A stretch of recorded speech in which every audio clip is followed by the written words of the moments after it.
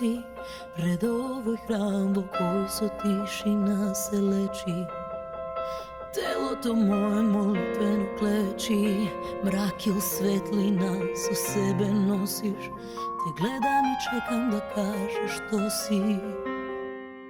Što si ti za stana kad su spokoj temen, pred ova te oči glasov visok pogoni, vetrac što luta po tajni nebo skloni, čiji glase krik zemen.